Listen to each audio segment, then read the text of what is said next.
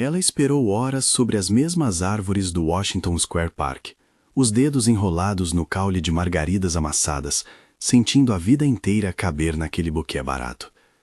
O vento trazia risos, o som distante de um saxofone, o borbulhar da fonte. Para Laia, tudo era mapa.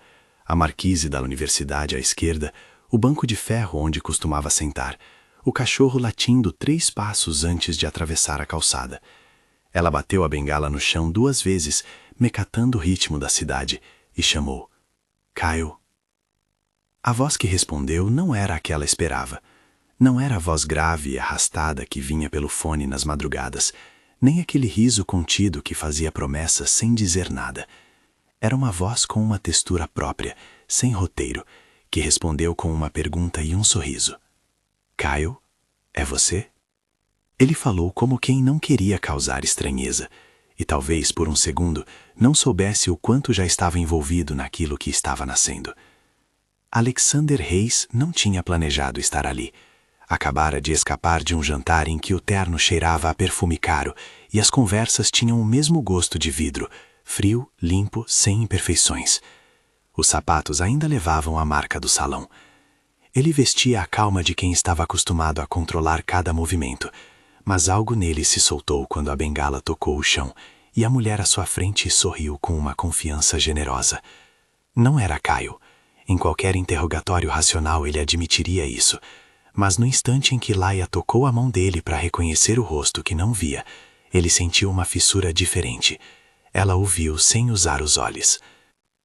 Ela foi cuidadosa com as mãos, descrevendo texturas como se lesse um livro antigo, o nó do cachecol, a borda do tecido da própria blusa, o formato do anel que ele impulsivamente puxou para não deixar cair. Quando a palma de Laia encontrou o dorso da mão dele, ela sorriu e disse: Você tem calos nas pontas dos dedos. Trabalha com algo que precisa tocar. Foi a primeira vez em muito tempo que alguém falou de suas mãos e não de seus números. Alexander tentou responder com uma meia-verdade. Gosto de artesanato, disse, e riu baixo. A mentira era pequena. O que viria depois não seria. Ela acreditou, e a verdade naquele momento ficou suspensa, porque ninguém ali, nem o destino nem Alexander, parecia interessado em apressar a honestidade. As perguntas sobre onde Kyle trabalhava, como ele era, por que tardava nas mensagens, foram respondidas com histórias vagas, risos e uma segurança na voz que Laia oferecia ao compartilhar suas confidências. Ele aprendeu o mapa de sua vida pelo tato, o formato do nariz, a ruga que se formava quando ela ria, o perfume de erva doce que ela usava e que grudava como memória. Eles caminharam sem pressa. Ele guiou a mão dela ao redor da fonte, descreveu as cores que ela não podia ver com palavras sensíveis, evitou a tentação de transformar tudo em espetáculo. Havia respeito nas suas cautelas, havia também o brilho de algo novo e proibido. Quando por fim ele se apresentou com um nome que não era Kyle, Laia sorriu e disse: Você pode ter outro nome, mas sabe tocar bonito nas cordas das minhas dúvidas. Ela teve sarcasmo e ternura. Ela tinha limites. Alexander sentiu pela primeira vez em anos o peso daquilo que escondia. O relógio de pulso luxuoso, o nome em capas de revista, a proximidade de uma vida que não cabia naquele banco do parque. Naquela noite, ele voltou ao apartamento que mal reconhecia como seu. A cozinha era impecável, a cidade distante, a mesa cheia de canapés e cartões, lembranças de um mundo que exigia presença e aparência. Havia um anel no seu dedo, um compromisso social que aplaudia sua competência e que prometia alianças bem calculadas. Ela, Camille, era elegante, luminosa, compatível com as expectativas que a família e os acionistas tinham desenhado para ele. Mas Alexander se encontrou olhando para as marcas de terra sob a unha como se fossem mapas de outro universo, um universo onde as mãos se sujavam de vida. Ele dormiu mal, pensando nas margaridas amassadas e no jeito que Laia dedilhava as palavras como se fossem notas. Pela primeira vez em muito tempo, riqueza e poder não foram suficientes para traduzir aquilo que havia nas trocas simples. Pela primeira vez, a fortuna parecia não comprar a verdade mais essencial, a capacidade de ser visto. Nos dias seguintes, os encontros se multiplicaram com a naturalidade de quem aceita uma aposta sem perceber que está apostando o próprio coração. Houve um café pequeno na esquina, onde Laia pediu algo que parecia uma receita inventada por seu paladar. Havia um jogo que eles inventaram, o jogo dos sons, em que Laia punha fones de ouvido e deixou que Alexander descrevesse tudo o que acontecia no exterior. As folhas raspando no poste, o barulho de um carrinho de sorvete, o rastro de uma bicicleta. Mais do que qualquer explicação, ela entendia o mundo como mosaico de ruídos e texturas. O tilintar do colar que Alexander distraidamente tocava e que a fazia rir, a sensação do vento que ele descrevia como um lenço soprando segredos. Para ela, as descrições eram pontes. Para ele, eram revelações. Alexander aprendeu a ouvir de um jeito que empresas, contratos e jantares jamais o ensinaram. Ele começou a gostar do simples ato de esperar por ela, de sentir as palavras dela moldarem suas próprias impressões. Não contou sobre as viagens, sobre as reuniões às 3 da manhã, sobre a escala de suas decisões. Havia um pudor estranho em não expor a sua riqueza. Seria uma coisa a mais, uma vantagem que ele sentia corroeria o verdadeiro afeto que nascia entre eles. Em vez disso, escolheu o anonimato voluntário, um abrigo onde podia experimentar ser apenas humano. Isso não apagava o espectro que o seguia de volta ao seu mundo oficial. As mensagens de Camille, cada vez mais diretas, um jantar de família marcado em sua agenda, o calendário que não admitia furar. Ele dizia a si mesmo que contaria tudo em tempo, que a verdade tinha momento certo. Mas verdades têm pressa, quando a vida de pessoas que amamos está em jogo. E a vida da pessoa mais próxima de Laia, sua mãe, Dorothy, entrou no centro desse palco da forma mais abrupta possível. Dorothy era prática, uma mulher de práticas domésticas e língua afiada. Fora a primeira a ensinar Laia a ouvir o mundo com coragem e a encontrar maneiras de dançar com ele. Quando ela chamou no meio da manhã, a voz veio entrecortada, uma dor no peito que não cedia. Laia virou o rosto para o corredor e respirou como quem entra num túnel. Alexander segurou a mão dela e a ouviu guiar-se, preciso, enquanto mencionava números de telefones e nomes de ambulância. No hospital, a realidade se mostrou mais fria que qualquer ternura. O corredor cheirou a desinfetante, passos augures correndo, um cartão de papel com informações que queimavam nos dedos de Laia como perguntas. O diagnóstico veio com a mesma voz com que o médico pronuncia, sem teatralidade. À beira do colapso, a necessidade de exames intensivos e, em meio a tudo aquilo, a descoberta sobre Laia. Um exame de retina, feito por rigor, trouxe à tona algo que ninguém havia previsto. Havia células retinianas que poderiam responder a uma terapia experimental, uma combinação de terapia gênica com implantes especiais que, nos melhores casos, devolvia, parcialmente, a percepção de luz e forma. No entanto, era experimental. Discutiu-se riscos, possíveis resultados parciais, a necessidade de reabilitação intensiva depois da cirurgia. E então, a palavra que ecoou como um muro na frente deles: custo. Estamos falando de $350 mil, pelo menos, para iniciar o protocolo, disse o médico com a frieza dos números. E isso sem contar terapia de reabilitação e acompanhamento por meses. Dr. Carson usou termos técnicos que soavam como sinos para Laia. Modulação gênica, implante subretiniano, respostas esperadas, riscos de inflamação, possibilidade de melhoria parcial. Ele foi cuidadoso para explicar consentimento, a natureza experimental e a incerteza real. Não ofereceu promessas nem garantias. Para Laia, as palavras do médico eram um mapa de possibilidades, mas para Dorothy eram pedras no bolso de uma realidade já enxuta. Eles saíram do hospital com um conjunto de papéis que cheirava a futuro inseguro. Laia segurava a mão da mãe e pedia, com a calma que só os que enfrentam a vida sabem ter, para que as opções fossem explicadas de novo. Dorothy, que sempre sonhara com a autonomia da filha, sentia agora a pequenez das economias. Nem os pequenos milagres do dia a dia bastavam para pagar algo que soava distante como lua. Alexander estava ali. Estava presente como quem, em segredo, começava a medir o peso das próprias escolhas. Ele tinha ouvido cada palavra como uma lâmina que cortava o fio tênue que o ligava a ela. Ele poderia se apresentar, dizer tudo. Laia, eu não sou Caio e eu posso pagar por isso. Mas a verdade vinha com preço próprio e consequências imediatas. A perda da confiança, o fim do que florescia entre eles, a exposição pública de uma mentira que ele mesmo construíra com medo. Havia também a outra voz, mais prática e mais indelicada, a de Camille e de todo um mundo que não considerava um gesto tão íntimo sem cálculo. O dilema o consumiu de forma visceral.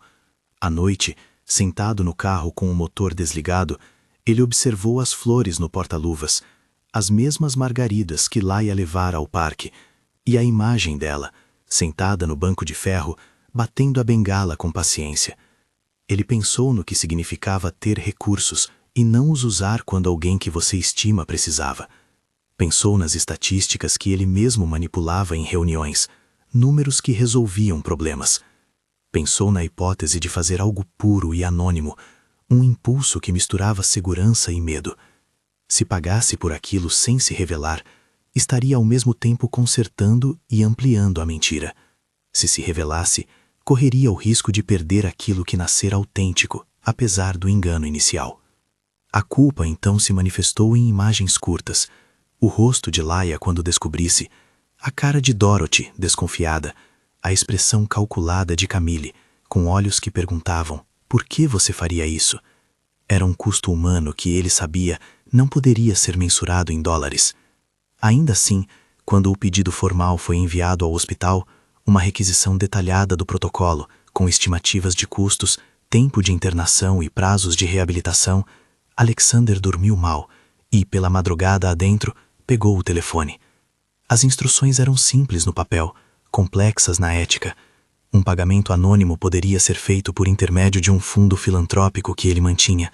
Havia a possibilidade de uma doação sem nome, com financiamento da própria instituição que coordenava projetos de saúde. Ele hesitou por minutos, lembrando-se das faces que perderia, lembrando-se também de ter que assumir as consequências mais tarde.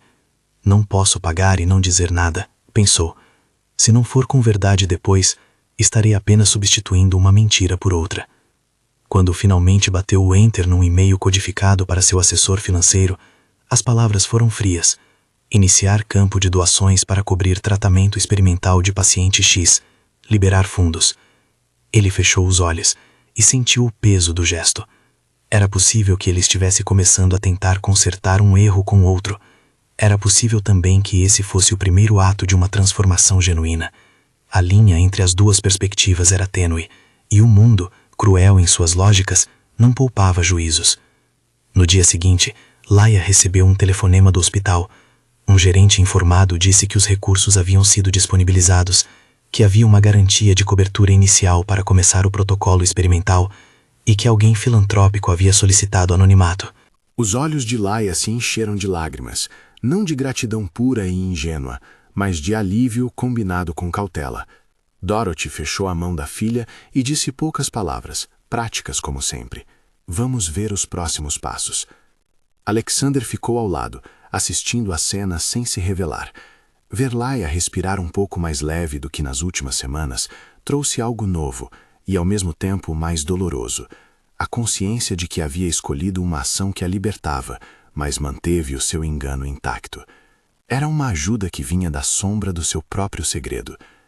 Ele apareceu nas consultas seguintes, não como a figura anônima que assina cheques, mas como Kyle, o homem que Laia tinha conhecido no parque. Permitindo-se a contradição, ele passou a dividir com ela a espera nas salas brancas, a ouvir as instruções dos médicos e a segurar a mão dela enquanto as palavras técnicas se entrelaçavam com promessas cautelosas. Era um lugar perigoso para a verdade. A presença dele, constante e paciente, dava ao sentimento deles espaço para crescer, sem que a honestidade tivesse seu momento. Em minutos roubados, ele observava-a fazer exercícios simples de reabilitação auditiva, descrevendo luzes que não via e formas que ela imaginava. Era um amor que nascia em cima de um erro, e esse peso voltava para corroê-lo das maneiras mais sutis. Haverá riscos, repetiu o Dr. Morrison numa das consultas, com a paciência de quem já teve de equilibrar expectativas. Alguns pacientes respondem muito bem, outros menos. É experimental. A reabilitação é intensa. Terapia ocupacional, fonoaudiologia, acompanhamento psicológico. Não é um retorno garantido à visão plena. Ele falou com veracidade, e as palavras soaram como freios que limitavam o sonho. Laia ouviu cada sílaba com a honestidade de quem aceita a luta. Dorothy anotou tudo em papel e já pensava no calendário de sessões, na logística, em como reorganizar uma casa inteira para acomodar deslocamentos e protocolos. Alexander escutou e algo dentro dele se firmou. Ele começou a perceber que sua intervenção tinha de ser mais do que um cheque. Era presença, era suporte real, era a construção de condições para que, se e quando a visão retornasse parcialmente, Laia tivesse apoio, aulas, acessibilidade, adaptação e não apenas um momento mágico nas fotos. A ideia de criar algo maior, de transformar um ato em legado, começou a germinar como pensamento perigoso. E se isso não fosse apenas descontar a culpa? E se fosse a semente de algo que mudasse vidas? A possibilidade de montar um instituto, de direcionar parte das suas fundações para tratamentos experimentais e reabilitação pública, passou a latejar como um projeto que poderia justificar sua interferência. Mas as justificativas não eximiam a verdade por trás de sua presença. Cada riso de Laia tinha misturado um ingrediente de ingenuidade que ele temia perder no dia em que dissesse seu nome de verdade. Ele sabia que havia construído um pedestal em cima de uma mentira. Sabia também que verdade era a ponte que poderia quebrar tudo. Ao mesmo tempo, pensava na responsabilidade de quem tem recursos e não os usa, na sensação de inutilidade que a fortuna traz quando é apenas um número. Então fez-se um plano, que na cabeça era ao mesmo tempo nobre e covarde. Pagar a cirurgia, financiar a reabilitação, criar canais para que outras pessoas como Laia pudessem ter acesso, e depois enfrentar a tempestade de sua própria criação, confessando em público o que fizera em privado. Esse planejamento não anulava a dúvida: confessar no parque onde tudo começara, fazer um anúncio público, ou manter a doação anônima até que os resultados se consolidassem para não arruinar a esperança de ninguém. Aos poucos, a ideia de fazer o certo transformou-se num nó que apertava seu peito. Era a primeira vez em que suas ações teriam de corresponder a uma ética que não aceitava atalhos. Laia, por sua parte, sentia o mundo desdobrar-se em inseguranças e pequenos triunfos. Havia momentos de alegria ao imaginar luzes, formas e rostos, havia o cansaço das sessões, havia também o súbito aparecimento de cartas que mudavam o eixo de sua narrativa, a segurança de ter recursos, ainda que anônimos, e a presença de alguém que segurava sua mão nos corredores frios. Ela não conseguia enxergar quem ele era além do papel de Kyle, e não sabia que, ao chamá-lo assim, nomeara a própria vontade de confiar. O tempo passou em semanas que pareciam meses. As consultas eram um quebra-cabeça de expectativas e cautelas. O processo experimental avançava num compasso que misturava progresso incógnito e recaídas quase esperadas. Alexander começou a fazer mais do que pagar. Passou a articular encontros entre médicos e especialistas para pensar em como reduzir custos, em como montar uma fundação que não apenas doasse um procedimento, mas garantisse acompanhamento. Ele conversou com Ethan sobre a viabilidade de transformar uma área da sua fundação em um braço voltado à inovação clínica com acesso para quem não podia pagar. Ethan ouviu-o com a franqueza do amigo. Isso pode transformar a vida de muita gente, e a sua também. Só que transformações não apagam o que você fez. E então, em uma manhã de outono, quando as folhas douradas caíam sobre o Washington Square Park, Alexander viu Laia voltando ao banco de ferro com um novo passo, mais confiante. Ela descreveu luzes que reconhecia como sombras, percebeu cores como se fossem notas musicais. Nos olhos dela havia uma esperança cautelosa que o deixou sem ar. Ele guardou naquela manhã a vontade de dizer tudo. Guardou a confissão para um lugar onde pudesse ser paga com coragem. A história, entretanto, não estava pronta para ser resolvida. Em algum ponto as máscaras precisariam cair. Em algum ponto a verdade, amarga e necessária, cobraria seu preço. Alexander percebeu que o gesto que chamava de inimaginável já tinha começado. Ele podia usar a própria fortuna para abrir portas. Mas também sabia que o amor que nascia não podia sobreviver sobre um alicerce de segredos. Se você está assistindo, escreva nos comentários de que cidade está vendo esta história. Quero saber de onde vem cada coração que acompanha Laia e Alexander. Os próximos dias trouxeram uma rotina que misturava ternura e tensão. Alexander passava em segredo por detalhes burocráticos. Conversas com advogados para anonimizar doações, telefonemas com coordenadores de pesquisa para agilizar protocolos e garantir que o dinheiro chegasse aos médicos sem levantar suspeitas. Ele mesmo assinou papéis com codinomes e contas destinadas a fundos de pesquisa. No entanto, enquanto a ciência recebia seu suporte, as madrugadas de Alexander enchiam-se de perguntas. Como ele poderia viver com o peso da mentira quando Laia começasse a enxergar mais que sombras? Como pediria perdão? E seria possível que o que nascia de falsidade virasse algo íntegro? Houve um dia, de céu claro, em que a bandagem que cobria os olhos de Laia foi parcialmente retirada para que os médicos avaliassem a resposta inicial. Ela estava cercada por profissionais que falavam palavras medidas, conforto que mascarava a incerteza. Ao ouvir o som do tecido sendo desamarrado, Laia suspirou, mais por hábito do que por expectativa. Quando a visão revelou-se foi em fragmentos, luz que parecia atravessar um filtro, cores que se desmontavam em sensações. Não foi um retorno milagroso. Foi, no entanto, suficiente para fazer com que ela reconhecesse a forma de uma figura próxima e sentisse o calor de uma mão que segurava a sua. Era Alexander, ali, de novo.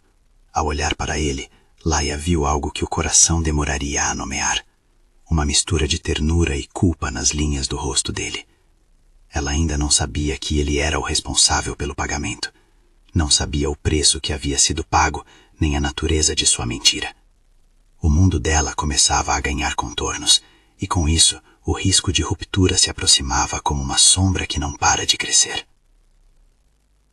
Alexander sentiu pela primeira vez que a redenção que buscava não seria um gesto isolado, mas uma série de escolhas contínuas, cada uma com seu preço. Ele sabia que a confissão pública seria dolorosa, mas também pressentia que, sem ela, nenhum projeto social que construísse teria a honestidade necessária para prosperar. Era um dilema que mordia por dentro.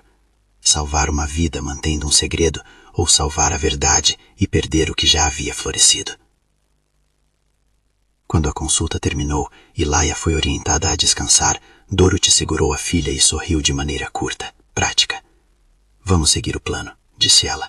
Temos médica, temos terapia, temos porta-voz. Não precisamos de bênçãos, precisamos de planejamento. Laia riu do jeito que só ela sabia fazer, um som leve que misturava humor e resistência. Alexander saiu do hospital com o coração mais pesado.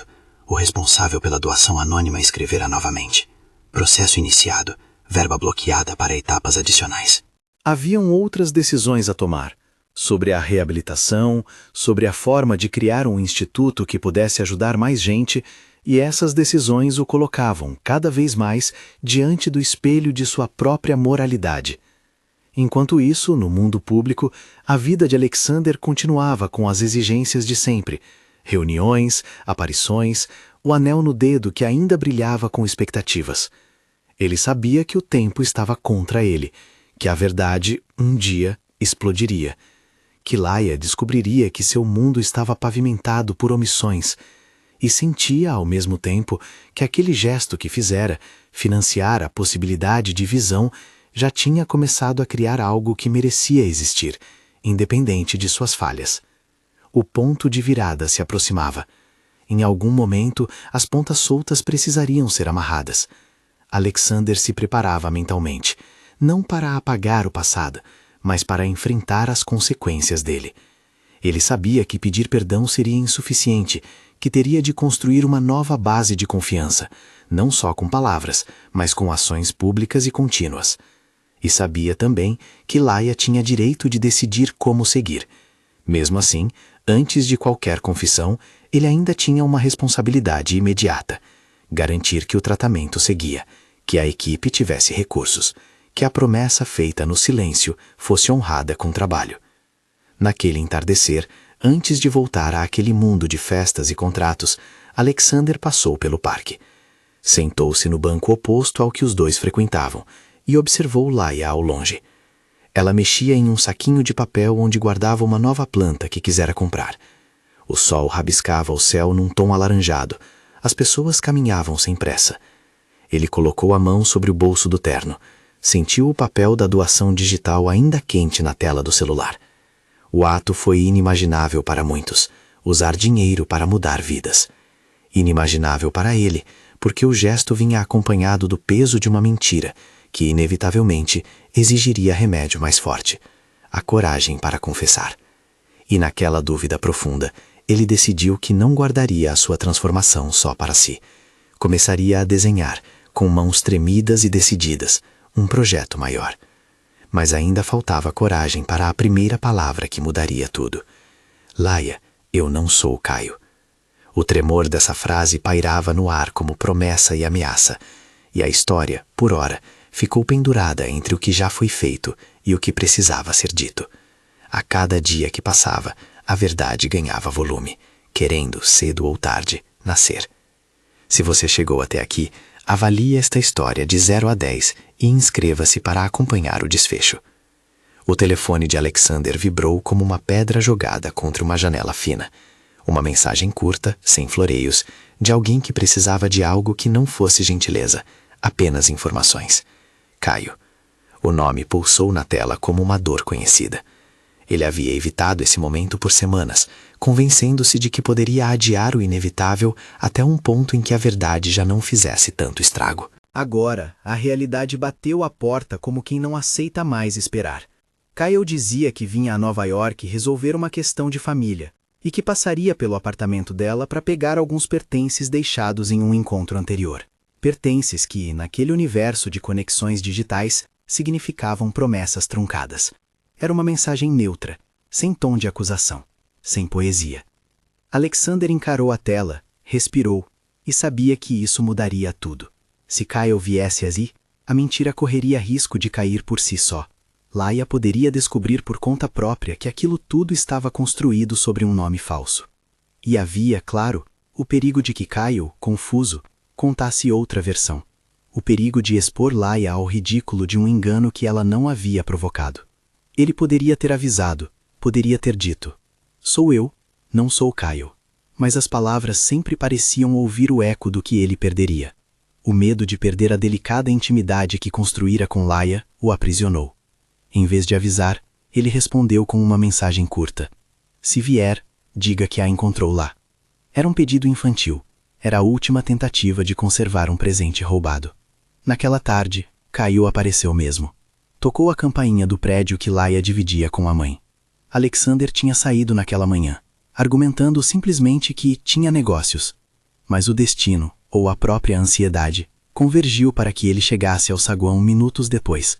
Um pretexto o fez subir as escadas, e quando abriu a porta do apartamento, encontrou Kyle já ali, parado no corredor com uma mochila nas costas e um ar de vincasia a perguntas prontas. Kyle não era um vilão de novelas. Era um jovem com olhos bem abertos, um tanto sem jeito, cuja voz soava como se as palavras estivessem sempre à beira de cair. Laia? Ele sorriu como quem esperava um reencontro simples. E ela, que nesse momento limpava uma mesa, virou para o som da voz, e por alguns segundos, tudo parecia girar. Havia um reconhecimento imediato, o timbre, a cadência com que ele pronunciava certas consoantes, que ela sabia das horas em que haviam conversado online. Laia estremeceu.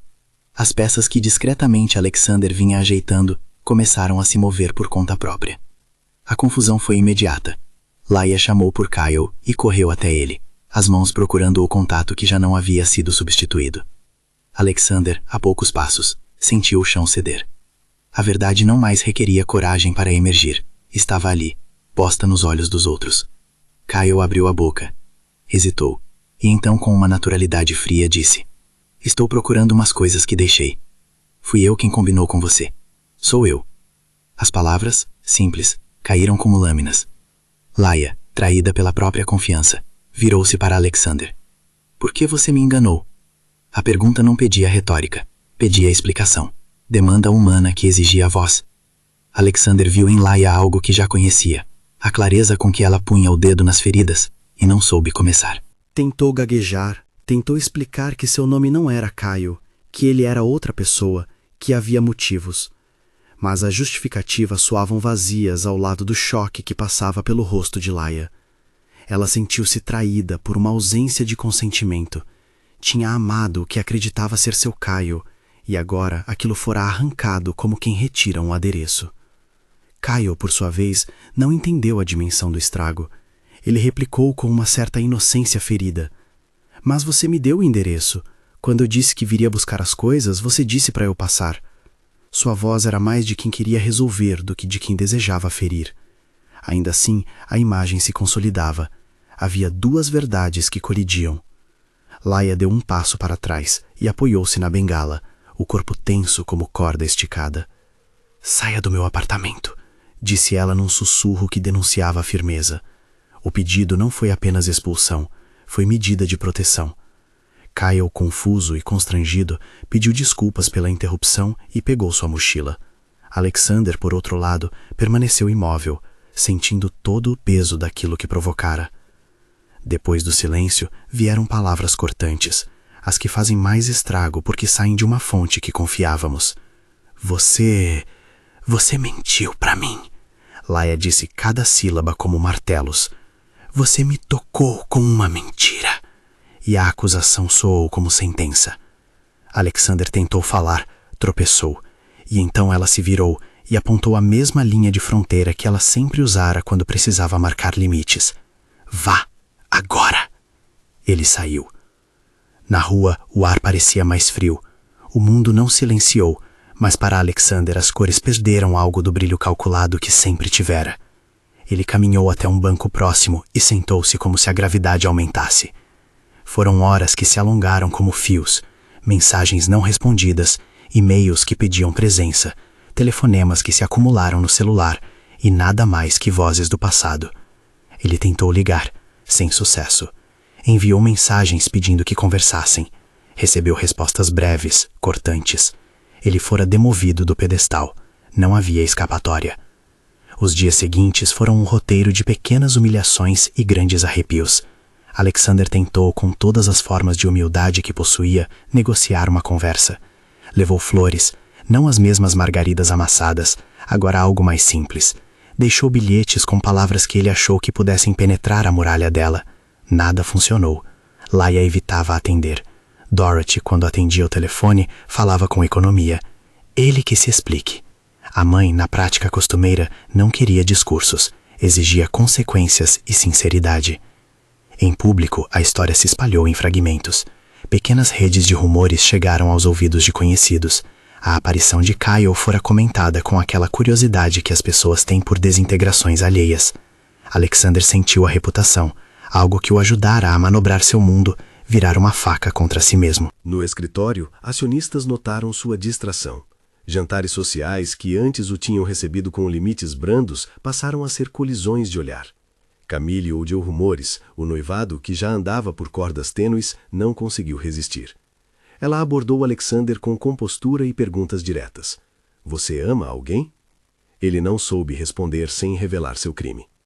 Camille não era a mulher da fita vermelha que apenas arrancava o laço. Era uma pessoa ferida nos seus próprios sonhos. Ela havia depositado esperanças de companhia e futuro em alguém cuja escolha moral oscilou no fio. Ela pediu explicações. O diálogo entre eles foi curto e cortante. Não posso me casar com alguém que não confia em mim, disse ela. Seu tom teve tristeza, não triunfalismo. O noivado acabou não com palavras dramáticas, mas com um entendimento frio de que aquilo não dava certo. Alexander, nesses encontros, perdeu mais do que status, perdeu a possibilidade de uma aprovação fácil. Enquanto isso, a ainda secreta fundação que financiara o tratamento de Laia começou a se tornar uma chave de descobertas. Um jornal local, numa mistura de curiosidade e investigação jornalística, começou a esboçar uma pauta sobre doações misteriosas para pesquisas experimentais.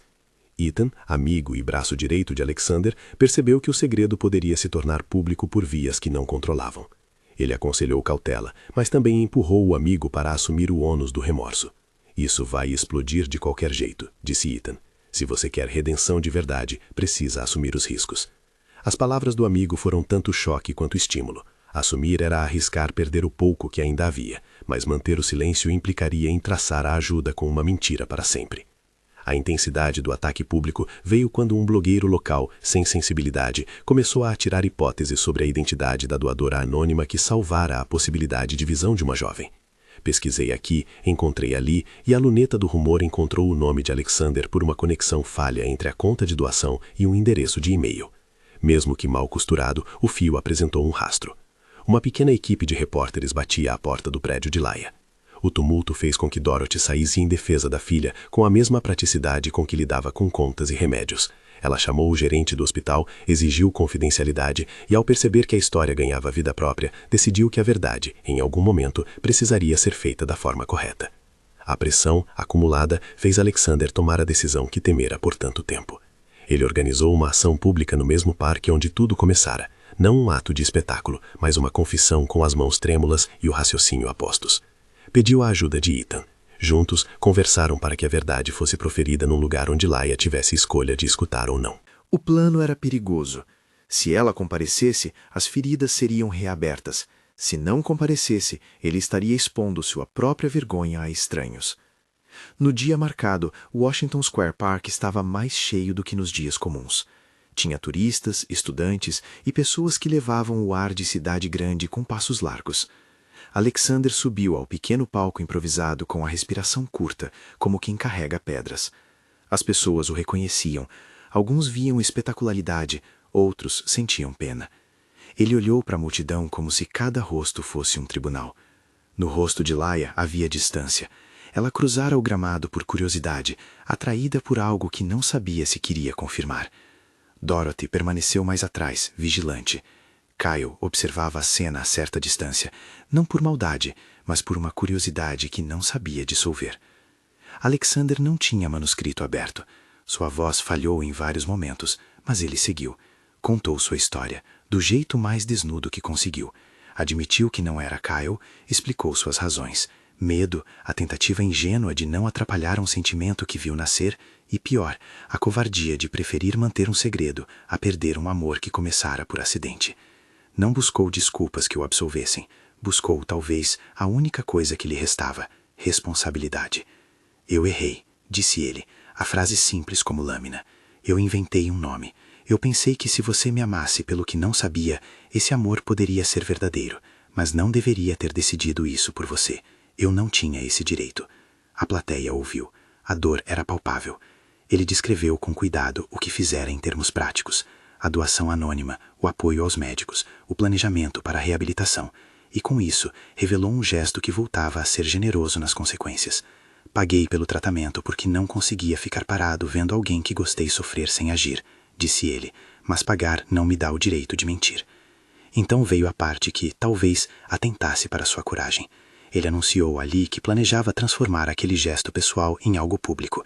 Explicou o rascunho de um instituto que pretendia criar, um braço filantrópico dedicado à pesquisa experimental e à reabilitação acessível. Falou do nome, Laia Evans Institute. A multidão murmurou. Ele pediu desculpas diretamente a Laia, sem pedir retorno imediato. Pediu desculpas a Dorothy, ao Caio, a Camille, a todos que poderiam ter sido feridos por sua decisão.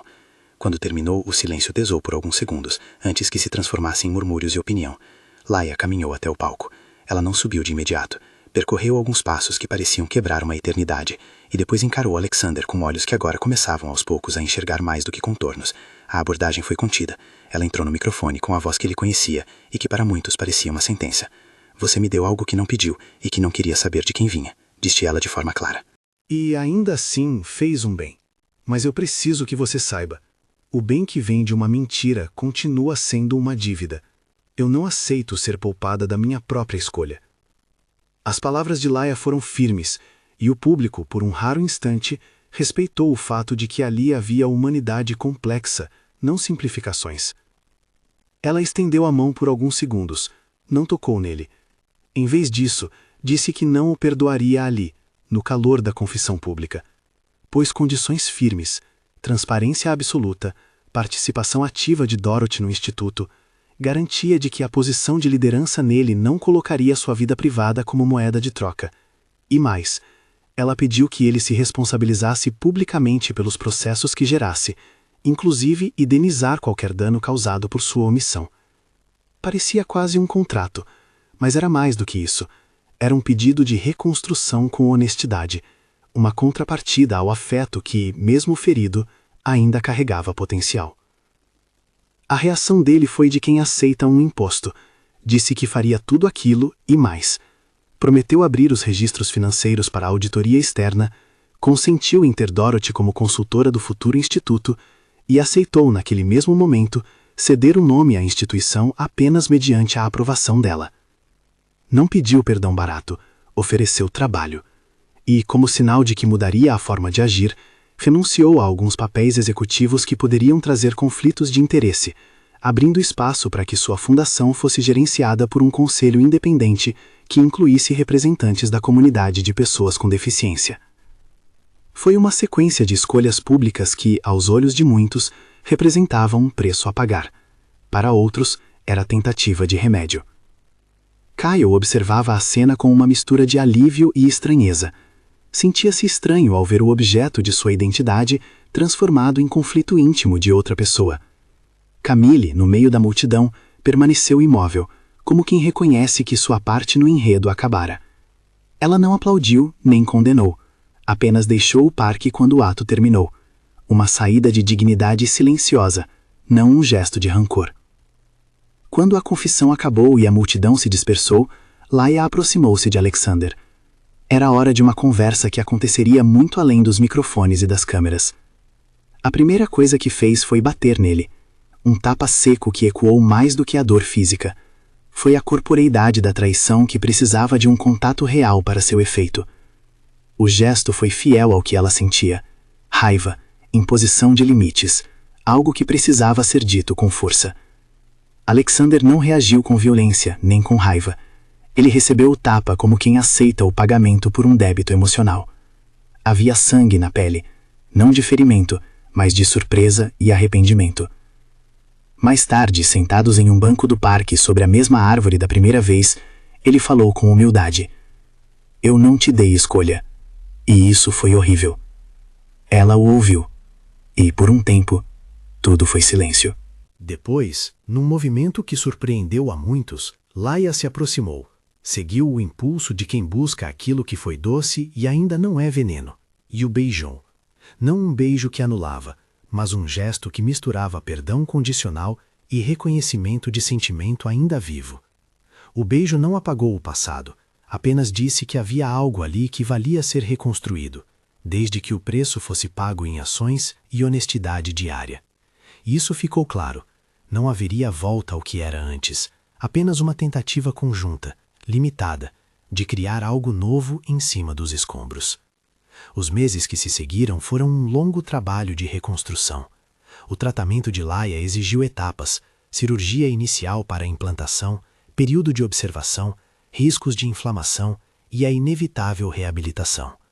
Os médicos, Dr. Carson e Dr. Morrison, mantiveram sua postura cautelosa. Explicaram que alguns pacientes melhoram, outros não. Que a visão, se vier, virá em fragmentos, e que o componente psicológico da reabilitação seria tão importante quanto o biológico. Houve sessões de terapia ocupacional, exercícios visuais simulados, que para Laia traduziam-se em descrições, objetos trazidos para perto, contrastes e trabalho duro. Alexander compareceu a todas as consultas, não mais como sombra, mas como presença que aceitava a supervisão que Dorothy exigira.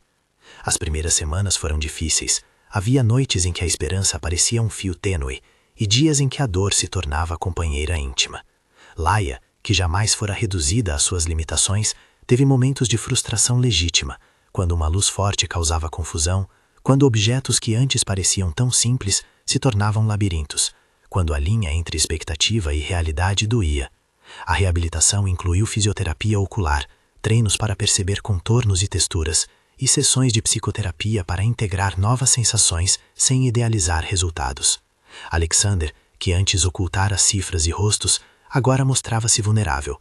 Chorava num corredor depois das consultas, perguntava aos médicos o que mais poderia fazer para ajudar. Aceitava que sua culpa fosse trabalhada pela restituição de atitudes e disponibilidade. E então veio o momento delicado, a retirada das bandagens de forma plena, num dia de luz clara e sem espetáculo, com Dr. Morrison presente e Dorothy segurando firme a mão de Laia. Havia dezenas de pessoas envolvidas nos bastidores, terapeutas, enfermeiras, técnicos, mas a sala era íntima. Laia sentou-se, respirou e deixou que as mãos calejadas da assistente tirassem as ataduras. Quando a banda final caiu, não houve grito triunfante nem fogos. Houve um silêncio concentrado, uma atenção quase litúrgica. Laia piscou, o cérebro recompondo imagens que nada tinham a ver com as memórias antigas, e então olhou para a frente. A primeira coisa que reclamou forma naquilo que aparecia não foi o rosto de Alexander, mas uma mancha de cor que antes fora som. Depois, linhas que se organizavam. Depois, os olhos dele, que lhe pareceram mais tristes do que ela havia imaginado. Laia viu-o pela primeira vez de forma contínua e achou-o apenas humano. Rugas, fadiga, um sorriso torto. Havia tanto nela que não fora superado, mas a visão trouxe uma outra camada de reconhecimento. Ela suspirou e, por um instante, deixou-se ser vista e ver. O momento da visão não foi absoluto. Em muitos dias posteriores, a melhora veio em saltos. Havia avanços e regressos. Em alguns instantes, Laia reconhecia rostos. Em outros, precisava de contexto para preencher lacunas. Mas havia algo inegável. A experiência mudara sua relação com o próprio corpo e com as pessoas ao redor. O que antes era narrado em texturas e sons, agora podia ser complementado por formas. Ela percebeu que a cirurgia não a consertara, porque ela não estava quebrada. Em vez disso, dera-lhe novas ferramentas. Essa precisão conceitual foi uma das lições mais duras e belas que aprendeu no caminho. Enquanto passavam semanas e depois meses, o projeto do Laia Evans Institute tomou forma. Alexander cumpriu o que dissera. Montou um comitê independente, convidou representantes de associações de pessoas com deficiência para participarem das decisões e abriu parte dos registros financeiros para auditores terceiros. Dorothy foi convidada como consultora e, por orgulho e pragmatismo, aceitou participar quando percebeu que poderia influenciar decisões importantes. O Instituto juntou profissionais de pesquisa, médicos, terapeutas e ativistas. Criaram programas para redução de custos em tratamentos experimentais, financiamento de reabilitação e grupos de suporte, que pela primeira vez tinham estrutura para acompanhar pacientes durante anos, não apenas meses. Laia observou tudo com a mesma lucidez com que antes reconhecia texturas. Ela olhava para os nomes, para os contratos e, quando necessário, levantava a voz. Exigia que sua imagem não fosse usada como isca publicitária. Não permitia que sua história fosse reduzida a um espetáculo de transformação. O Instituto passou a ser ponto de debate e ação, e seu nome carregava a complexidade que ela própria vivia. Não era símbolo de cura instantânea, mas de luta coletiva por acesso e dignidade. Alexander, por sua vez, aceitou que sua presença ali deveria ser de apoio e não protagonismo. Ele se aproximava com humildade, muitas vezes atrás das câmeras, cuidando para que as decisões não fossem apenas sua obra. A repercussão pública seguiu um caminho irregular. Alguns jornalistas elogiaram a iniciativa, outros criticaram o tom paternalista inicial do gesto. Ativistas com história longa na área questionaram a visibilidade dada a uma pessoa com recurso em detrimento de lutas que existiam há décadas. Houveram debates, momentos de tensão e também apoio real. Alexander aprendeu que dar instrumento sem empoderamento era um caminho curto até a repetição da desigualdade. A lição o fez menos arrogante, o fez ouvir melhor. Com o tempo, e depois de meses de reabilitação, Laia começou a reconhecer rostos com mais certeza. Havia uma calma nova nas manhãs, uma rotina de consultas que incorporava café, leitura em voz alta e caminhadas curtas para treinar percepção. Ela e Alexander construíram um pacto: conversar todas as noites, expor limites, admitir falhas e, principalmente, nunca mais decidir em seu nome. Não foi um arranjo perfeito. O orgulho dele ainda às vezes atrapalhava, e o ceticismo dela fazia perguntas duras. Mas havia também sorrisos francos e um humor que retomava brechas de leveza. O casamento aconteceu num almoço íntimo, sem pompa, com poucos amigos e a mãe sorrindo com aquela mistura de orgulho e constrangimento habitual. O convite foi curto, pessoas que acompanhavam a trajetória com respeito e pressa por viver algo que não fosse espetáculo. No jardim onde se reuniram havia um arco simples, circundado por flores brancas e amarelas.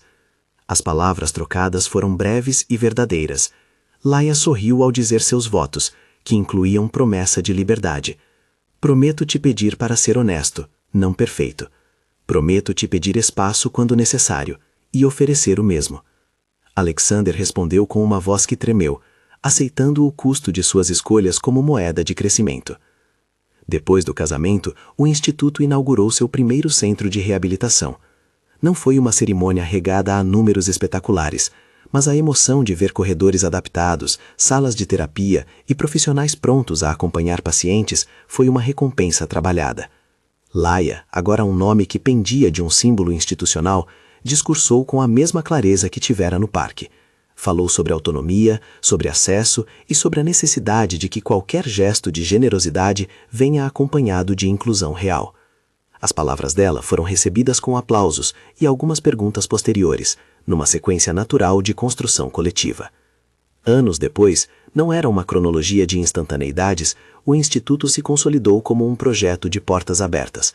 Não era um mar de milagres, mas um espaço onde tratamentos experimentais eram realizados com supervisão ética, onde pacientes tinham acompanhamento psicológico e social e onde a comunidade participava ativamente das decisões. A obra de Alexander deixou de ser vista apenas como ato individual e passou a ser debate público sobre responsabilidades, sobre como privação de recursos molda vidas e sobre como a riqueza pode, sim, ser usada para criar infraestruturas que antes eram exclusivas. O que restou mais marcante naquela história talvez não seja o espetáculo do gesto inimaginável, mas a durabilidade da reconstrução. Alexander aprendeu que não bastava pagar uma cirurgia, havia de se restituir confiança, ouvir a quem estava sendo ajudado, aceitar críticas e reformular expectativas. Laia aprendeu que a verdade, por mais dolorosa que seja, é também um movimento libertador. Que aceitar a presença de quem te machucou só faz sentido quando há compromisso com a mudança.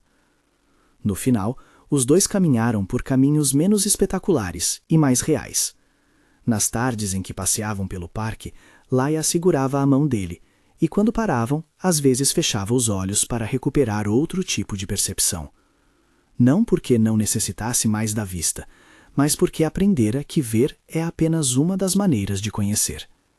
Alexander, por sua vez, havia trocado o brilho frio dos salões por noites de reuniões que derrubavam muros de acesso. As marcas da mentira permaneciam, não apagadas, mas organizadas em lições. A história, quando contada, divide-se entre quem vê redenção e quem enxerga a justiça. Não há resposta única. O que ficou, porém, como legado, foi um instituto que levava o nome de quem não quis ser salva sem escolher, uma fundação que passara por auditoria pública e que convidava representantes da comunidade para cada decisão. Um casal que, ferido e curioso, resolveu que sua história valia ser vivida com limites e coragem. E em dias de vento leve, sentado no banco que os vira pela primeira vez, Alexander lembrava-se das margaridas amassadas que tinham sido o começo de tudo. Não mais como símbolos de triunfo, mas como lembrança de que até os gestos mais bonitos têm de nascer de escolhas honestas. Laia, ao seu lado, tocava novamente o caule de uma flor, não por nostalgia, mas por presença, e sorria com a calma de quem sabe que ver, ouvir e tocar são verbos que andam juntos quando quem ama aceita, de fato, ser visto como é.